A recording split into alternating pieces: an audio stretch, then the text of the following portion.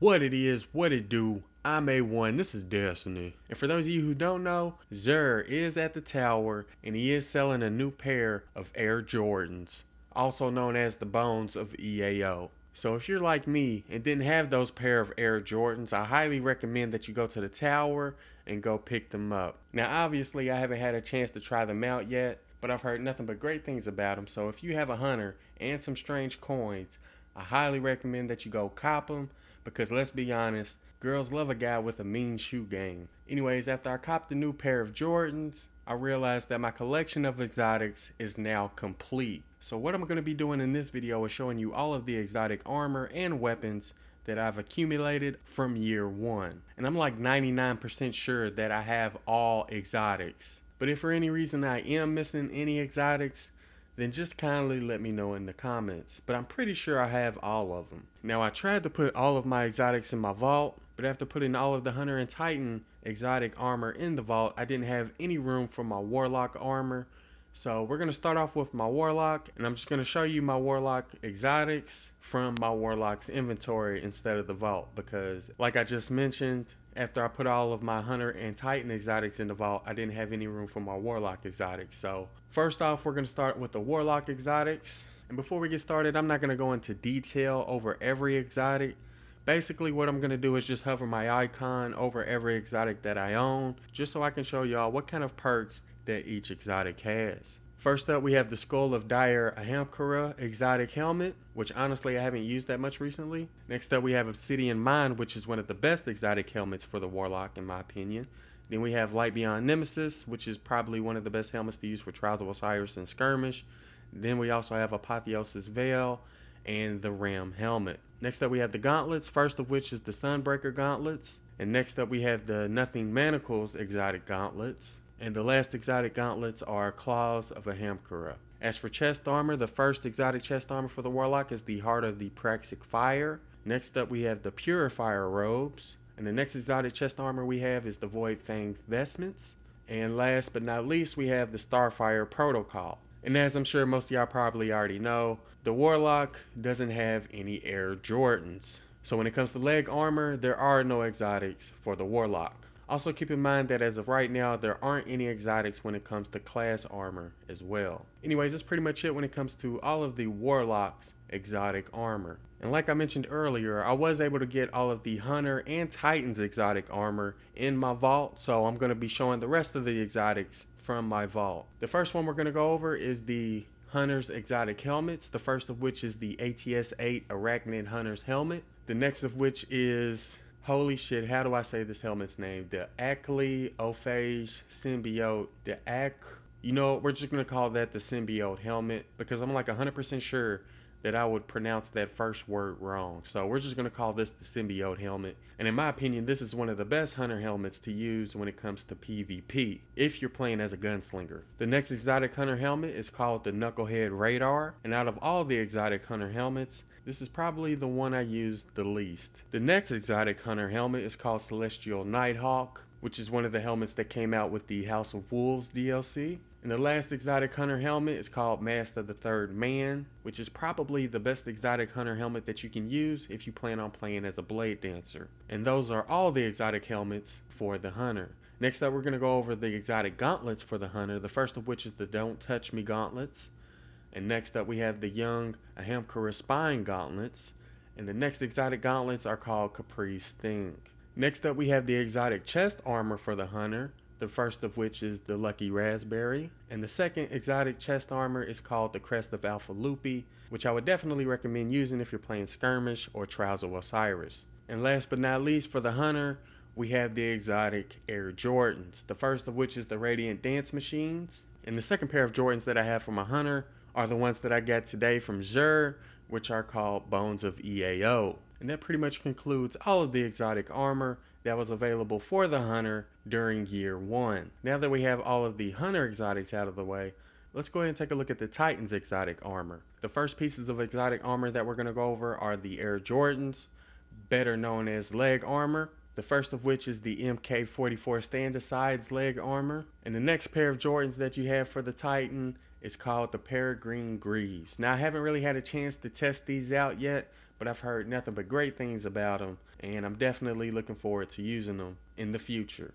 Now that we got the kicks out of the way, let's go ahead and move on to the helmets. The first of which is the Eternal Warrior, which is the exotic helmet that came out with the House of Wolves DLC. The next exotic helmet is called the Helm of Saint 14, which is probably my most used Titan helmet out of all the Titan exotic helmets. Next up we have the Glass House helmet, which was released with the Dark Below DLC, I believe. And when compared to the other Titan exotic helmets, I really don't use this one that much. Anyways, the next exotic helmet's called an Insurmountable Skull Fort. And again, this is another exotic Titan helmet that I really don't use that often. And the last exotic Titan helmet is called the Helm of Inmost Light, which I do use a lot when I'm playing as a striker in PvP. Anyways, now that we have the Titan exotic helmets out of the way, let's go ahead and take a look at the Titan exotic gauntlets. The first of which is called the ACDO Feedback Fence. And I actually got these gauntlets from a legendary engram, so I definitely felt lucky when I got these. The next Titan exotic gauntlets are called No Backup Plans.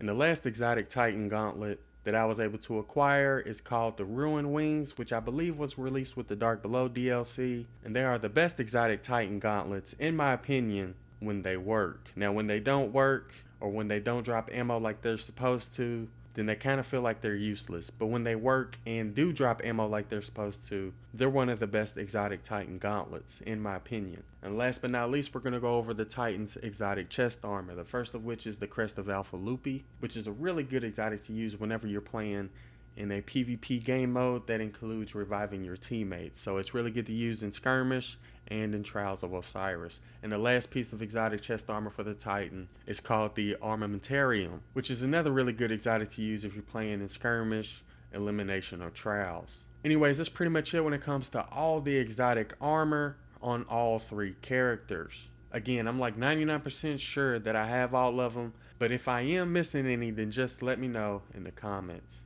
Anyways, now that we have all the exotic armor out of the way, let's go ahead and take a look at all of the exotic weapons. The first one we're going to go over is called the Fourth Horseman Shotgun. The next exotic weapon we're going to go over is another shotgun, which is called Invective. And in order to get this one, you're going to have to complete an exotic bounty. The next exotic that I got in my vault is called the Vex Mytho class, which is a fusion rifle that I got from the Vault of Glass raid. And the next exotic weapon is an auto rifle called the Monte Carlo, which I believe I also got from the Vault of Glass. The next exotic we're going to go over is another auto rifle. This one's called the Necrochasm, or Necrochasm, however you want to pronounce it. And I got this one by getting the Husk of the Pit drop from killing a Blade of Crota, and getting the Crux of Crota after defeating Crota on hard. There's a couple other things you got to do, like level up your Husk of the Pit and the Eidolon ally, but I'm not going to get into detail over that. Anyways, the next exotic we're going to go over is another auto rifle. This one's called the Hard Light, and I can't quite recall how I got this one, but I'm definitely looking forward to using it after this next patch. And the next exotic weapon we're going to go over is the Pocket Infinity Fusion Rifle,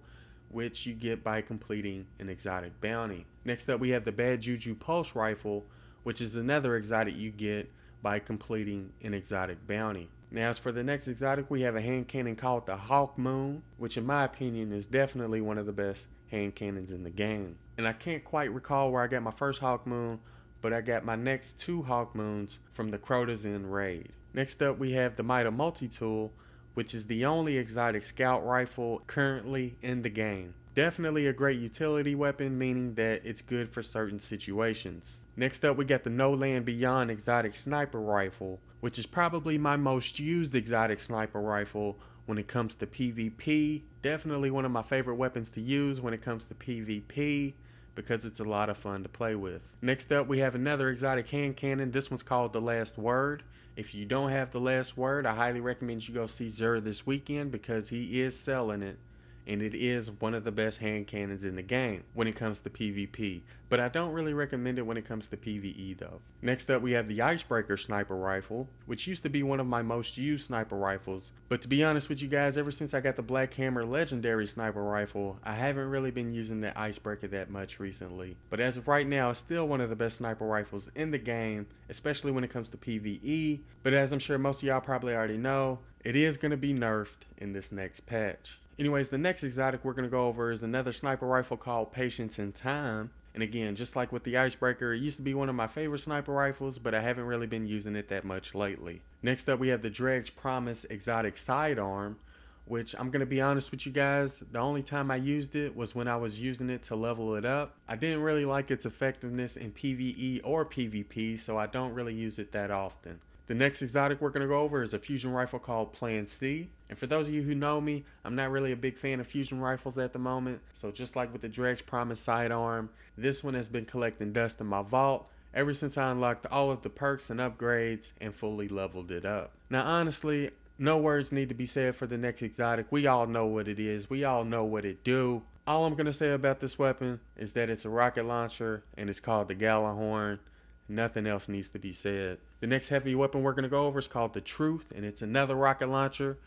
Definitely one of the better rocket launchers when it comes to PvP. And the next exotic rocket launcher we're going to go over is called the Dragon's Breath, which in my opinion is another really good rocket launcher to use. Now I wouldn't consider it to be the best rocket launcher, but in my opinion it's still a really good rocket launcher, especially when it comes to PvE. And the next exotic heavy weapon in my vault is a machine gun called the Thunderlord.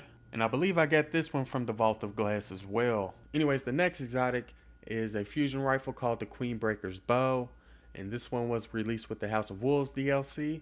And although it says fusion rifle, it handles more like a sniper rifle. And I haven't really used the Queenbreaker's Bow that much ever since I've gotten it. But I do know that I wouldn't recommend it when it comes to PvE. Anyways, the next exotic we're going to go over is a shotgun called the Universal Remote. And as of right now, it's currently the only shotgun that you can equip in the primary weapon slot. I wouldn't consider it to be the best shotgun in the game, but it is pretty decent when it comes to PvP, in my opinion. The next exotic is an auto rifle called the Soros Regime. And I'm going to be honest with you, I used this weapon a lot when the game first came out, but once they nerfed all the auto rifles, I practically stopped using it. Let's see, we already did the Bad Juju. Next up we have the Thorn Exotic Hand Cannon, which was probably one of my most used weapons before it got patched.